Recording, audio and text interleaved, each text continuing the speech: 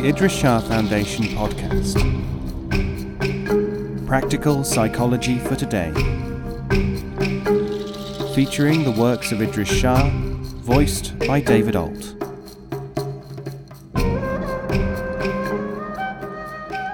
Welcome to the Idries Shah Foundation podcast. In this edition of the podcast, we will hear selections from Neglected Aspects of Sufi Study by Idries Shah. This audio has been made available by the Idries Shah Foundation. People tend to assume, I am sure you will agree, that because they are emotionally stirred by something, this thing must be of a great importance, and also not infrequently that all kinds of prior assumptions about that thing must be correct.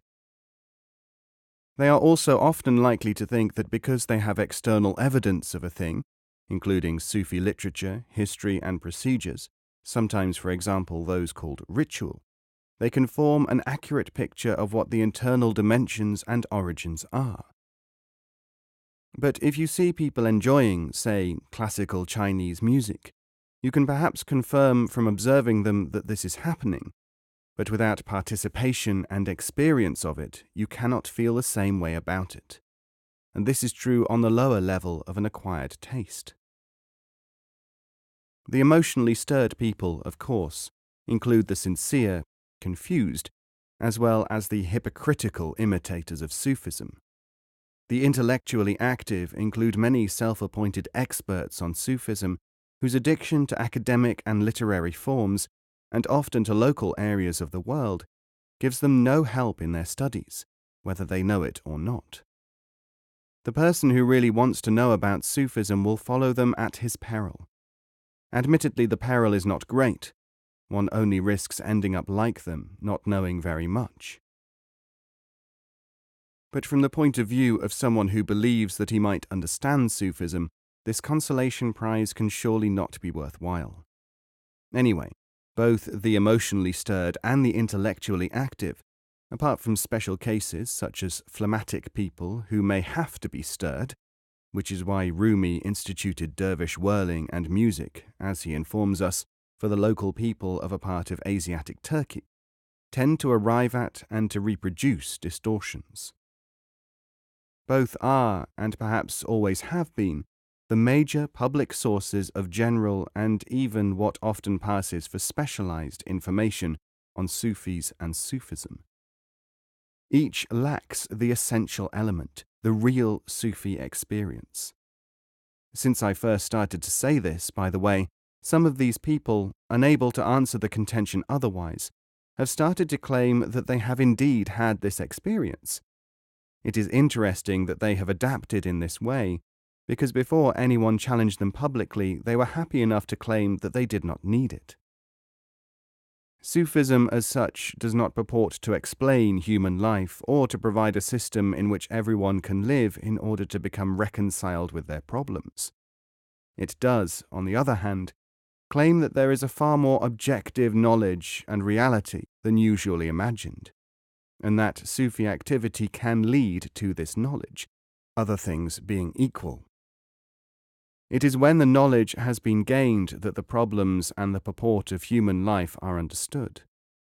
This involves our asking which of us is really putting the cart before the horse. The situation has not changed since Jalaluddin Rumi 700 years ago presented the tale of the travellers who were quarrelling. The Turkish traveller wanted uzum, the Greek stafil, the Arab inab. An interpreter stopped the fight by taking their one piece of silver and satisfying them all, since each in his own language sought the same thing, grapes. But that objective knowledge must be there, say the Sufis. If the travellers are not even arguing, and they think that they can work out the problem for themselves, well, it has not been done yet, and I can quote you Sadi on the question. Ta tiriyak az Iraq awada shavad, Magazida Moda Shavad. Before the snake serum is brought from Iraq, the snake-bitten one will be dead. And as the Persian proverb pithily has it, as muda ra as mudan jal ast. To test the tested is ignorance. People who object that they know their own problems and seek only answers to them in the terms in which they present them may very well not be candidates for Sufi study. Paradoxically, it is the very habit of worrying that sometimes brings people to the door of the Sufi, seeking resolution of problems. And yet this worrying tendency may be the first thing which this man or woman has to overcome, or shed, before he or she can benefit from Sufi activity. It is a matter of almost everyday experience for many Sufis that they have to repeat. The donkey which brought you to this door must be dismissed if you want to get through it. There is no shortage of encounters on record where people have sought Sufis to resolve their problems and have eventually found that they cannot benefit from Sufi teaching, or perhaps even the problem-solving service, until they have overcome or resolved certain basic agitations. It is also interesting to observe, on the ground as it were, how people fall into two categories in this respect. Many people seek Sufism mainly because they hope that it will benefit them in the sense of reducing their worries. If the Sufi, or some extraneous cause, helps to remove the problem, many of them discover that they do not need Sufism at all. Nobody can spend much time among Sufis with applicants coming in all the time without noting this striking fact. The Sufi, be it noted, is not just an archaic kind of psychotherapist, as some people, trying desperately to fit traditional thought into present-day categories, would have us believe. The Sufi often enough knows a psychiatric case when he sees one, certainly as well as the next person, and he knows what he himself is supposed to be doing in such a regard. So Sufism is not based on such things as accepting other people's beliefs about the importance of their feeling of this and that kind. It is not a matter of psychotherapy as presently understood. It is not arbitrary theory, speculation, nor idealism, nor hopefulness that if we think and do certain things all will be well, what I call magical thinking. How does it work?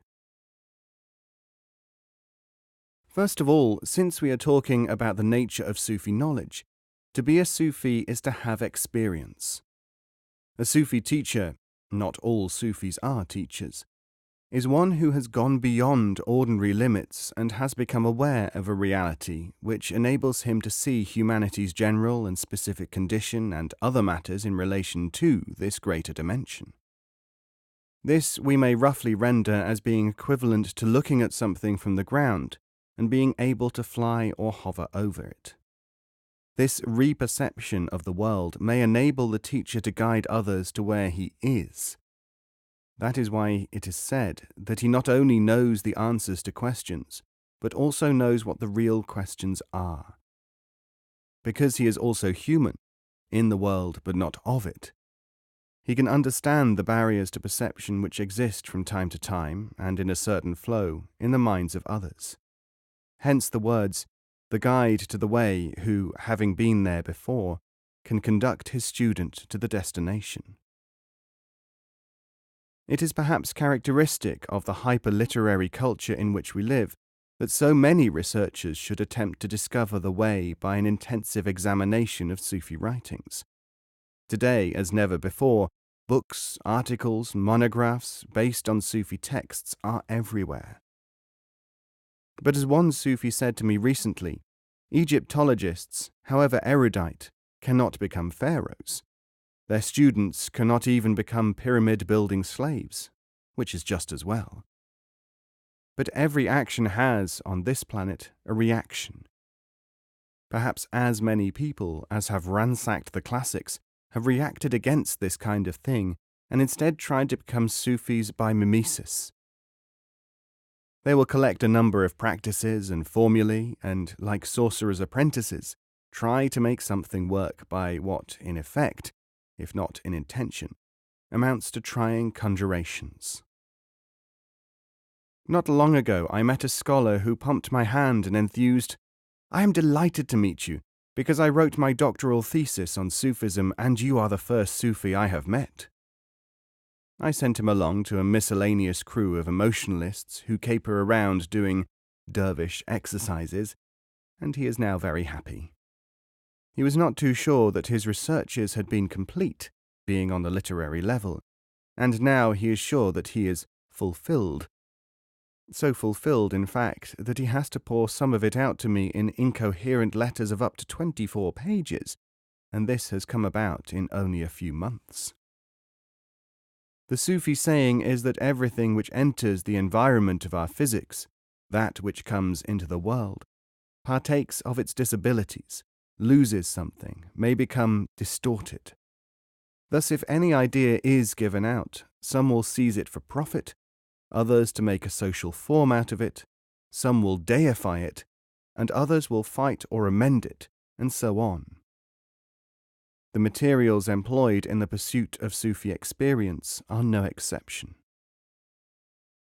The culture prevailing at the moment, enriched by the insights of psychology, anthropology, and sociology, is far better able than many others to observe these abuses and warping tendencies at work. The only regret is that so many people, at the same time, are so conditioned by the commercial society that a somewhat automatistic mentality prevails. It is very common to receive letters or visits from people who only want the name and address of my neighborhood enfranchised Sufi teacher. This conjures up in my mind's eye, also obeying the association of ideas tendency, of course, a picture of a sort of Santa Claus in every town. Unhappily, further correspondence or conversation with such people only too often shows that they are thinking like that too. The Sufi path to truth, then, has certain requirements. It needs the presence of someone who has gone that path before. It requires the existence of people who really want to tread that path. It cannot be followed unless certain environmental factors are included, and, just as important, certain others excluded. It is worth considering exactly what the present interest in Sufism would like to find out, and what methods it is proposed to adopt, and what materials and individuals it is intended should be examined by the people currently engaged in approaching Sufism. First, we have the traditional scholars, somewhat overtaken by events, since a larger amount of Sufi materials and interpretations has been circulating recently.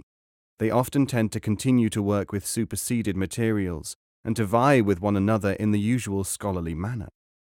Their historical and textual compilations and criticisms, while sometimes impeccable in their own way, still labour under the difficulty that they cannot afford to throw out anything imagined to be useful in determining, say, chronology, or which they feel represents the working of a given Sufi's mind. And yet they do not mind cutting out materials which are to them not relevant to the main theme, or which conflict chronologically, and so on. The result is that they often perpetuate the circulation of outdated manuals which do not apply under today's circumstances. They remove from study as peripheral some of the instrumental materials which were designed not for scholars, but for some other purpose, such as to apply a shock or introduce a problem to solve. Many of these scholars are easily infuriated by students' questions, because the students want to gain some personal insight or advantage which their mentors do not see as the aim of studies in Sufi literature.